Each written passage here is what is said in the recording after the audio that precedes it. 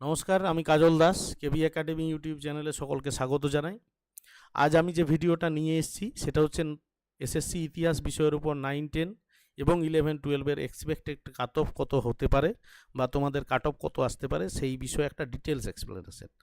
পুরো ভিডিওটা মন দিয়ে ভালো করে দেখবে। আমি একবার এই 2016 থেকে শুরু করে 2016টা কী হয়েছিল তার অনুযায়ী কিভাবে 2025 হতে পারে সেইভাবে পুরো ভিডিওটা করা আছে। একটু মন দিয়ে দেখার চেষ্টা করো সকলেই। আজকের ভিডিওর প্রথমেই আমি যে বিষয়টা নিয়ে বলেছি সেটা হচ্ছে, দেখো এখানে সকলেই আমরা যারা পরীক্ষা দিয়েছো, যারা বিশেষ করে নতুন পরীক্ষা দিয়েছো অর্থাৎ 2016তে দাওনি, তারা সকলেই আমরা একটা কথা আগে ধরে নিয়েছিলাম যে আমরা ইন্টারভিউতে ডাক পাবো না। কেননা যারা টিচার ছিলেন তাদেরকে 10 নাম্বার অ্যাকাডেমিক্স টিচিং এক্সপিরিয়েন্সের জন্য 10 নাম্বার দেওয়া হবে এবং সেইটা অ্যাড করে ইন্টারভিউতে ডাকবে। এইভাবে ধরে নিয়েছিলাম যে ওরা তো 10 নাম্বার আগেই এগিয়ে আছে, তাহলে ওদেরকে আমরা কি করে করতে পারবো। সেটা কিন্তু নয়, এটা পুরো ভুয়ো খবর। অনেকেই হয়তো জেনে গেছো অলরেডি। আমি এখানে পুরো গ্যাজেটের কপিটা দিয়ে দিয়েছি, দেখো ওখানে ডাইরেক্ট বলে দিয়েছে। আমি পুরোটা পড়ছি একবার, কেতে দেওয়া আছে, হাইলাইট করা আছে আমার। Interview list in respect of the SLST means in case of vacancies in the post of assistant teacher, a list of candidates prepared by the Central Commission to be called on merit for oral interview. ভালো করে দেখো, to be called on merit for oral interview and lecture demonstration category wise on the basis of preliminary merit score, that is score from written test and or TET, মানে টেটটা আপার প্রাইমারির ক্ষেত্রে applicable, তোমাদের ক্ষেত্রে ওই written টেস্টের যে score সেইটা এখানে আসছে।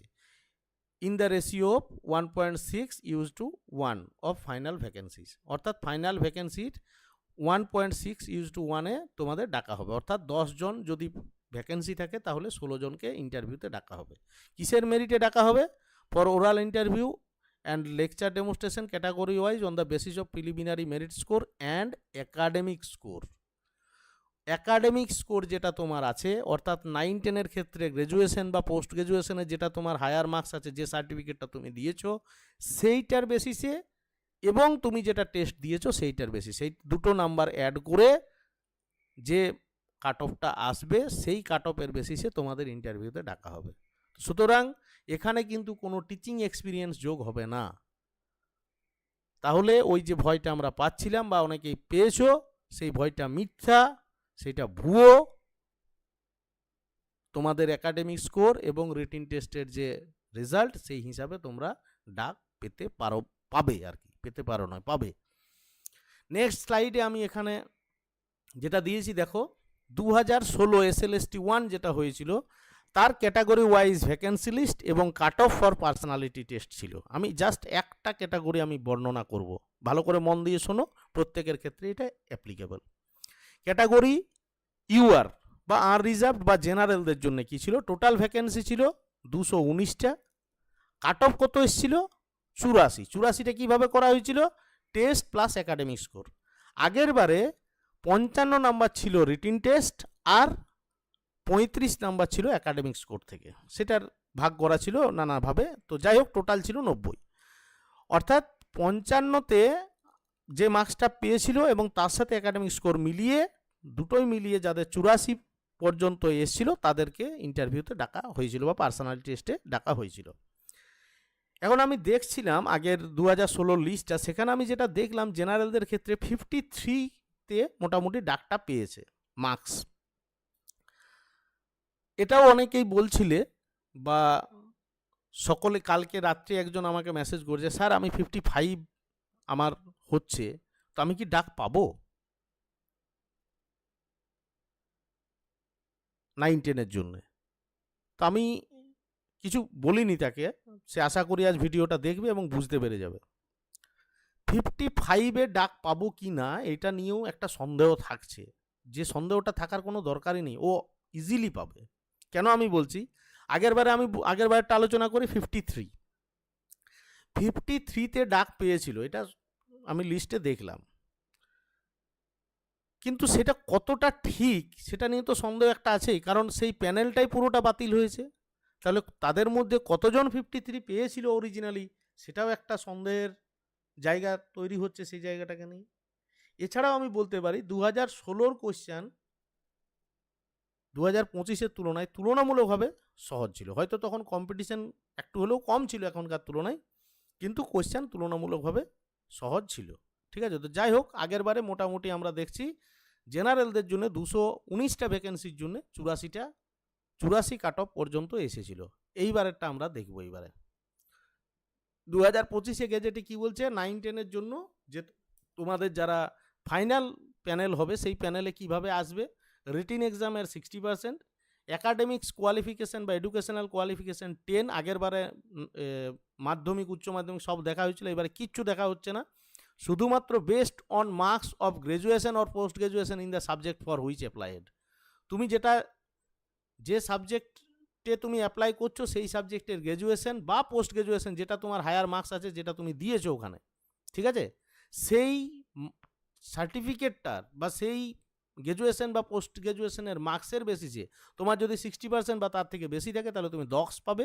তোমার যদি 50 থেকে 60% পর্যন্ত মার্কস থাকে তাহলে তুমি মানে 59 পর্যন্ত, 59 পয়েন্ট সামথিং, 60 হয়ে গেলে তো তুমি 10 পেয়ে গেলে।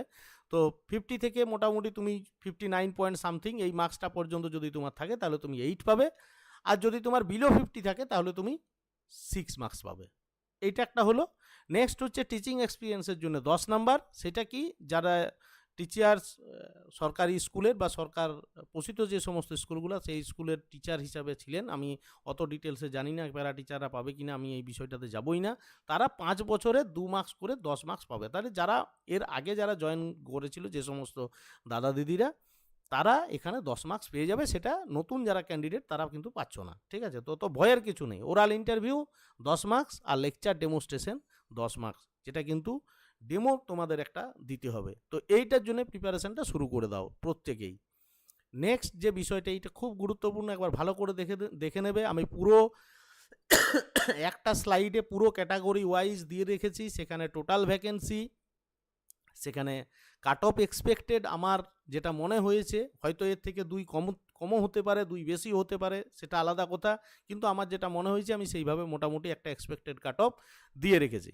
আমি দুটো ক্যাটাগরি আলোচনা করব। একটা প্রথমটা জেনারেল, মেল ফিমেলটা আলোচনা করছি। টোটাল ভ্যাকেন্সি আছে 531 এবং আমি এক্সপেক্টেড কাট অফ দিয়ে রেখেছি এখানে 62 থেকে 64, অর্থাৎ 62 টু 64। 62টা কীভাবে করছি আমি, টেস্ট মানে তোমরা যে রিটিন এক্সাম যেটা দিলে তার মার্কস এবং তার সাথে একাডেমিকের যা মার্কস আছে সেই মার্কস। একাডেমিক অর্থাৎ তুমি গ্র্যাজুয়েশন বা পোস্ট গ্র্যাজুয়েশনের যেটাতে 60 পেয়েছো বা তার নিচে পেয়েছো, যেটা আমি একটু আগে বললাম আগের স্লাইডে, সেই বিষয়টার উপরে 10-এর মধ্যে একটা ক্যালকুলেশন করে 60 আর 10-এ 70, তার মধ্যে মোটামুটি 62 থেকে 64। আমি ধরে নিলাম একজন ক্যান্ডিডেট যার গ্র্যাজুয়েশনে বা পোস্ট গ্র্যাজুয়েশনে মার্কস আছে 60 বা 60 প্লাস ফার্স্ট ক্লাস আছে, সে তাহলে 10-এ 10 পেয়ে যাচ্ছে। তাহলে সে যদি এই টেস্টে 52 পায় তাহলে আমার মনে হচ্ছে সে ডাক অবশ্যই পাবে, কারণ কোশ্চেনের মান 2016 তুলনায় 2025 একটু হলেও টাফ ছিল, এটা কোনো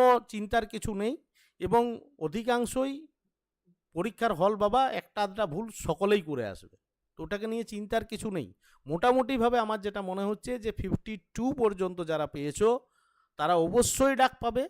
ঠিক আছে, তার জন্য প্রিপারেশন নিতে শুরু করে দাও। এবং যারা 50 বা 51 পেয়েছো তারাও কিন্তু পড়াশোনা করো, পড়াশোনা করাটা তো খারাপ নয়। ঠিক আছে, ডাক পেলেও পেতে পারো। আমি বলছি যে 62 তার মানে 52তে ডাক পাবে, তার মানে যে 52তেই ডাক পাবে এটা তো নয়, 51ও আসতে পারে, চলে আসতে পারে, বা 50তেও চলে আসতে পারে ডাক। তো সেই হিসাবে যারা মোটামুটি পড়াশোনা করো এর কাছাকাছি যারা পাচ্ছ। ফিমেলের ক্ষেত্রে আমি রেখেছি 61 টু 64। ঠিক আছে, 213টা সিটের অ্যাকর্ডিংয়ে। এটাও যারা মোটামুটি ওই 50 পাচ্ছ বা 49 পাচ্ছ এবং ওখানে 10 পাচ্ছ তারাও কিন্তু পড়াশোনা শুরু করে দাও। ঠিক আছে, আমি এসসি মেল ফিমেলটা দেখছি 267টা সিট আছে, টোটাল ভ্যাকেন্সি আছে, মোটামুটি আমি রেখেছি 58 টু 60, তার মানে 48 বা 49 এরকম যারা পাচ্ছ তারা কিন্তু অবশ্যই ডাক পাবে।